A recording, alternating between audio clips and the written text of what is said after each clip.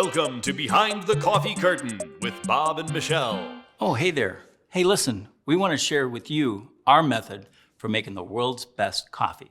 This takes a lot of effort, but it is worth it. Start by getting a farm between the Tropic of Cancer and Capricorn. Make sure it's between 800 and 2,000 meters high. Grow a seedling. Plant it where it will get 30% shade. Tend to it carefully for 4 long years. Make sure you fertilize it. Prune it every year. Keep it free from pests and pestilence, Pray for rain at just the right moment in time. but not too much.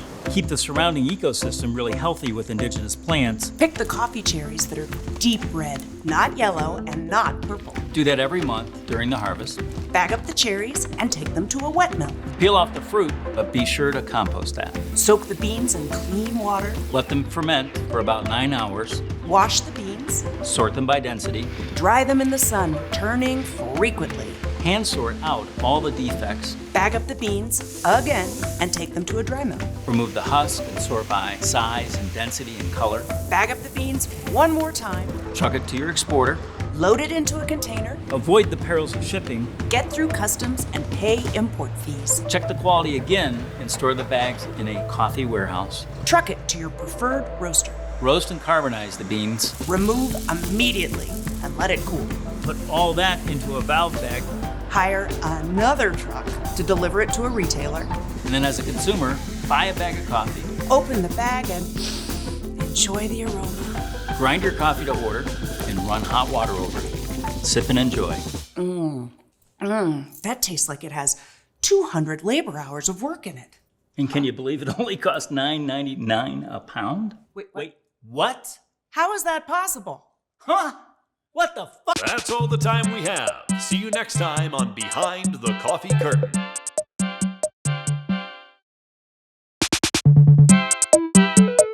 Welcome to Behind the Coffee Curtain with Bob and Michelle. Oh, hey there.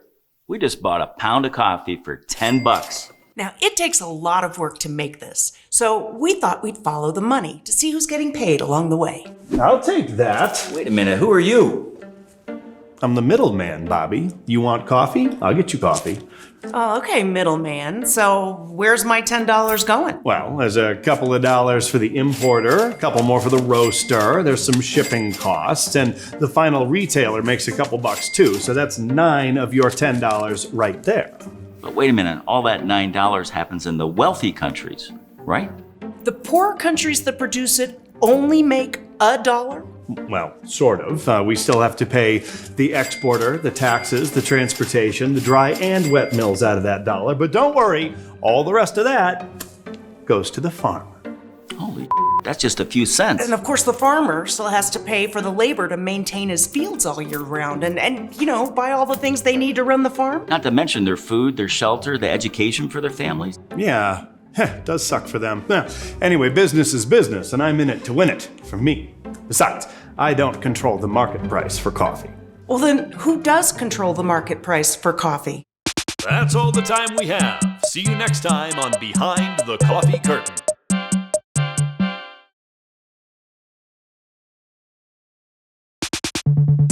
Welcome to Behind the Coffee Curtain with Bob and Oh, hey there. Who's narrating this, by the way? Is that the voice of God? In the coffee world, I might as well be. It is I, the Great Sea Market. Oh, it's about time you came on this show. Listen, the sea market is the international pricing market for coffee. Indeed, all coffee is sold based on my price on a given day. I am the place where global supply meets global demand, and anyone who works in coffee will tell you I am the invisible hand, and I am inevitable. Well, thank you for gracing us with your presence. You're welcome. And from the last 2 episodes, I can see that you fail to understand the elegance of my system. Maybe I do. But how is it fair that the people who do the hardest work in this coffee supply chain make almost nothing, while everybody else makes a pretty good living? This isn't about fairness. It's about economic efficiency. Coffee is a commodity product. It's worthless until it's been transported, processed, and roasted by entrepreneurs with business skills. Hang on.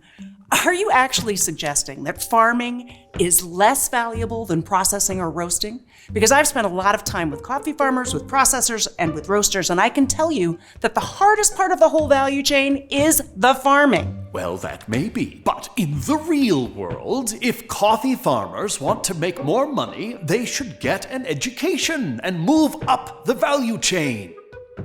But wait a second. If they did get an education and move up that value chain, who would actually grow the coffee? Naturally, other people would step in to take their places. Oh, so you're suggesting that in order to have coffee at all, we have to keep the people who grow it trapped in poverty. Don't overthink it. It's simple supply and demand. Wait a minute, that's like a form of modern day slavery. That's all the time we have. Maybe you shouldn't join us for the next episode of Behind the Coffee Curtain.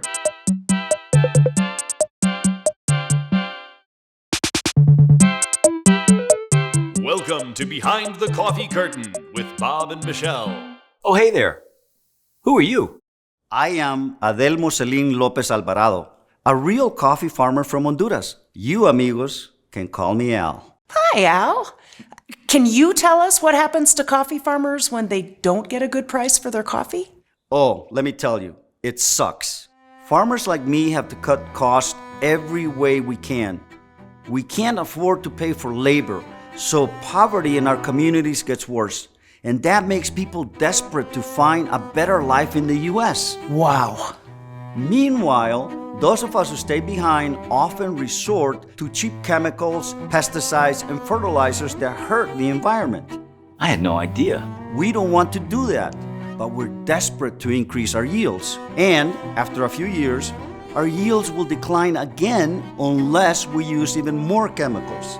So, amigos, it's a vicious cycle and it sucks. Wow, that does suck. I'm not even done yet. Add in climate change, and I'm really screwed.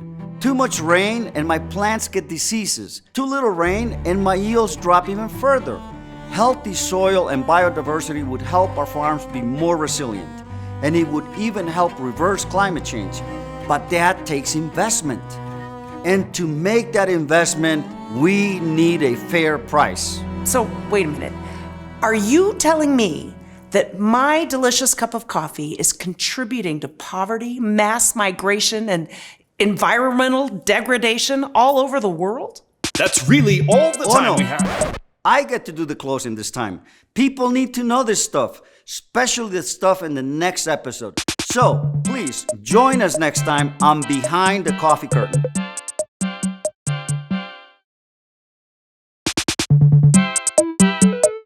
Welcome to Behind the Coffee Curtain with Bob and Michelle.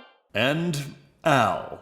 Oh, hey there. Al was just telling us about the negative consequences coffee markets have for farmers like him all over the world. But luckily, the coffee we bought says that it is fair trade and organic. So this coffee doesn't have any negative consequences, right? Ay, Dios mío, no entienden. Right? I wish that were true, but amigos, it's not. What? Let's start with fair trade. In the coffee world, fair trade only adds a small premium to the C contract price. It can help farmers get a little more for their crop, but it's not enough to offset the fact that the C market has nothing to do with how much it costs us to grow the coffee. And it's really hard to verify that that extra premium actually reaches the farmer. But the coffee usually costs more. Yeah, it does. Wait, Al, what about things like USDA Organic or Rainforest Alliance? Bob Pescado, you really need to get out there more. One, those certifications are really expensive to acquire.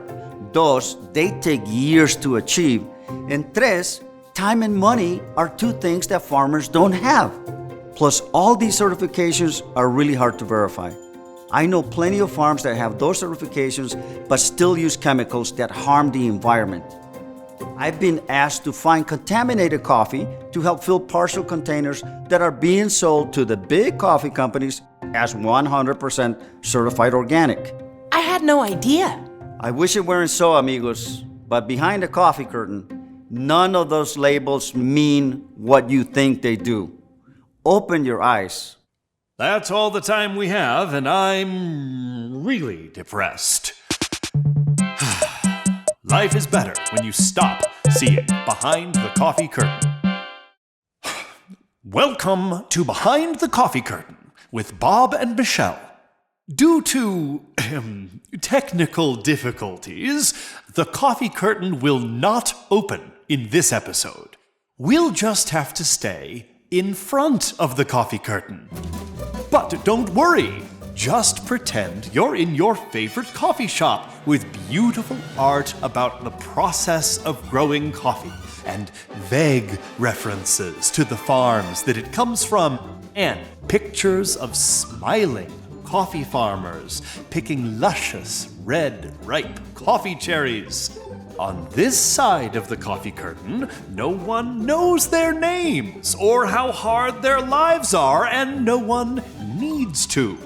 Fair trade and organic are simple solutions to make us feel like we're doing our part for people and the planet. On this side of the curtain, we can focus on tasting notes and latte art and barista equipment, and we can just enjoy our delicious coffee. There. Isn't it better on this side? Now, I'm sure you'll agree that there is no need whatsoever to watch the final episode of Behind the Coffee Curtain. Don't trouble yourself with Bob and Michelle's big ideas about how to solve these problems. Changing the industry is just so much work. Especially since you, the coffee consumer, has that power in your grasp. So stop right here. That's all the time we have. And I'm sure I will never again see you behind the coffee curtain.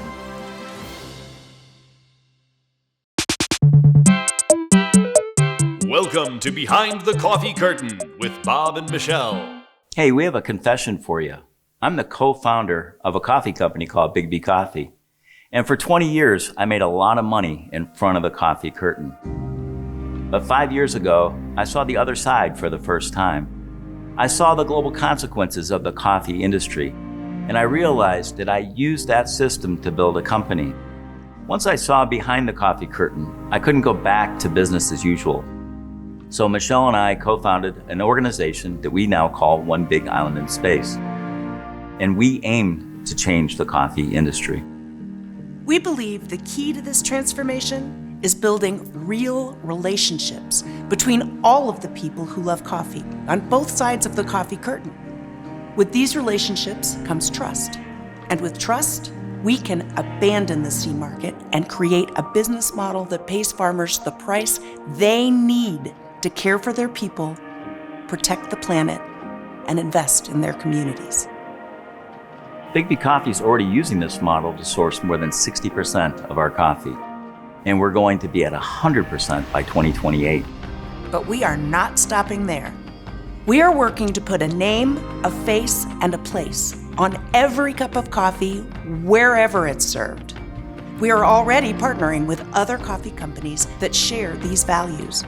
But to change the coffee industry, we need you. Listen, the current system only works if the coffee curtain stays in place. But you can take it down by choosing to only buy coffee when you know the name, the face, and the place of the people producing it. And we're making that easy for you at our website. Now that you know, help others see behind the coffee curtain.